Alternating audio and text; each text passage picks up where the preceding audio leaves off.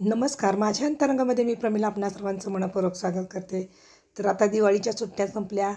आमची कन्या आली होती, ती काही दिवस इथं राहिली आणि आता ती परत निघाली. तिला भेटण्यासाठी आमचे काही पाहुणे पण आले होते आणि ती जाणार होती मुंबईला. तर मग थोडीशी आज गडबड होती घरात, म्हणजे जाण्याचं, आवरण्याचं, बॅगा, अमुक तमुक भरपूर गोष्टी आणि भेटायला आलेले पाहुणे. त्याच्यात आमचं शेतातलं पण काम सुरूच होतं. तर अशा प्रकारे आजचा दिवस फार म्हणजे फार गडबडीचा, घाईचा आणि गोंधळाचा अशा प्रकारे गेला. तर आता मुलगी जाणार म्हटल्यावर तिला थोडं काय तर द्यायचं, ओल्या शेंगा दे, काय तिला पाहिजे, काय नको, अमुक तमुक लाख लढतरी. मग त्या सगळ्या गोष्टी करता करता आवरता अगदी दिवस असा बिझी झाला की विचारू नका. शेवटी सगळं आवरलं आणि एकदाची दारात गाडी आली आणि मग आम्ही आता सगळेजण इथं जे आमचे पाहुणे झाडाखाली बसले ते सगळेजण मिळून तिला आता सोडायला निघालो आहे. अगदी आमच्या दरवाजापासून अवघ्या काही अंतरावरच गाडी थांबते, म्हणजे असं 200 फुटावर म्हटलं तरी पण चालेल, इतक्या जवळ. आणि आता हे सगळं निघालो आहे आम्ही तिला घालवायला आणि बरंच काय काय दिलं, तर त्यामुळे हे डिक्कीट टाकायचं काम झालं. आणि हे आता आमची कन्या निघाली. हिला सगळीजण टाटा बाय बाय करायला आले, सगळ्यांच्या गळ्यात पडून चाललेलं तिचं आपलं जाते म्हणून. आणि मग गडबडीत ती निघून गेली. तिला भेटायला आलेले काही पाहुणे थांबले होते, तर काही त्या गाडीतून थोडा प्रवास करून त्यांच्या गावापर्यंतच गेली, म्हणजे ट्रॅव्हल्समधून असं झालं. आणि आता निघाली आमची कन्या मुंबईला. खिडकीतून टाटा बाय बाय चाललेलं. प्रवास मोठा लांब जायचा असल्यामुळं हे सगळे गेली. आता उर्वरित पाहुण्यांना म्हटलं चला तुम्हाला एकदा चहा करू आणि मग तुम्हाला पण घालू.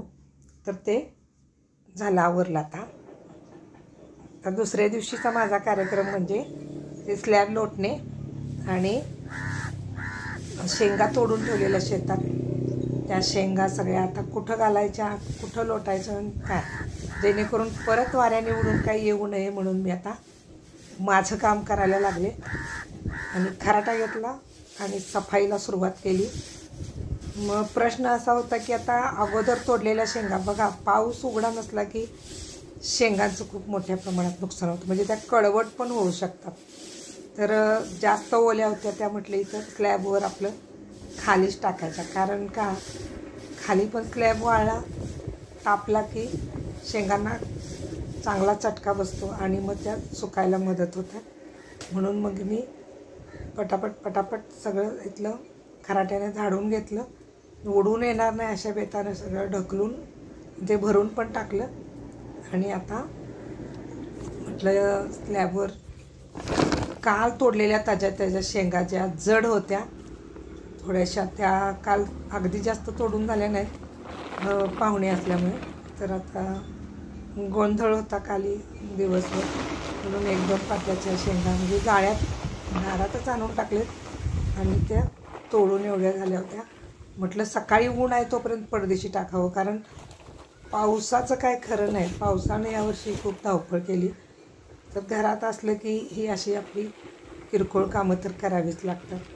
आणि मग शेंगा व्यवस्थित पातळ पसरल्या तर त्याचा जरासा चांगला इफेक्ट पडतो. मग खालून स्लॅब आणि वरून उन्हाचा तडका असा ते बसतो आणि शेंगा छान सुकतात. नशिबानं आज ऊन पडले तर त्याचा पूर्ण लाभ घेतला पाहिजे, म्हणून मी सकाळीच लवकरच सुरुवात केली. लवकर म्हणजे ऊन काय लवकर आलं नव्हतं, 10:30च्या नंतरच आले, पण चांगला कडाका होता उन्हाचा. म्हणून मग पटापट माझी मी हे शेंगा उन्हात घालायचं कामं करायला घेतली.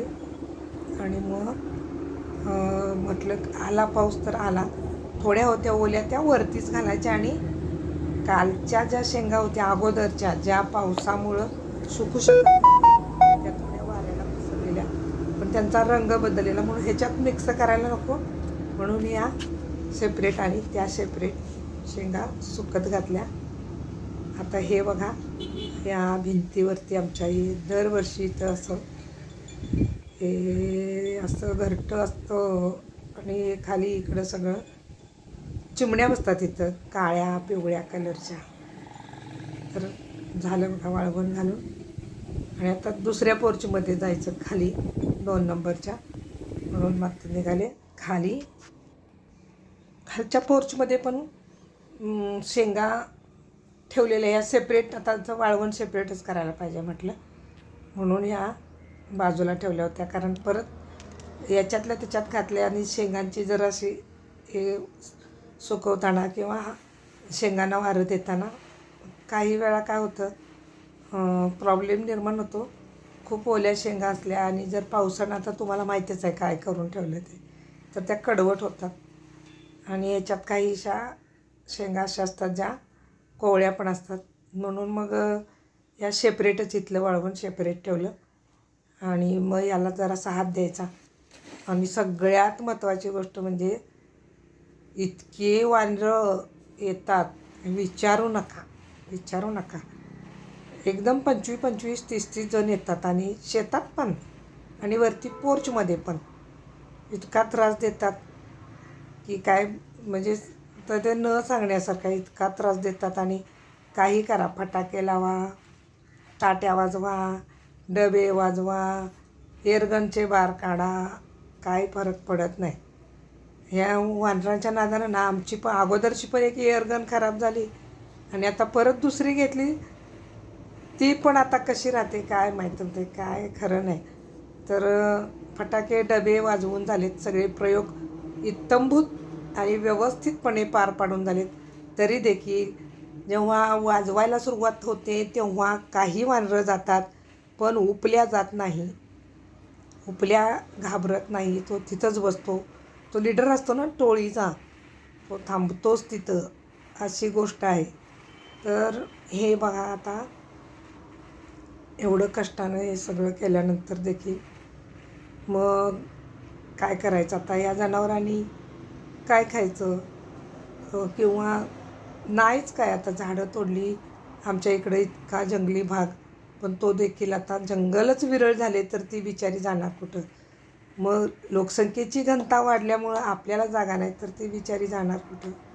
चला, जे राहील ते राहील, जाईल ते जाईल. Bye bye bye.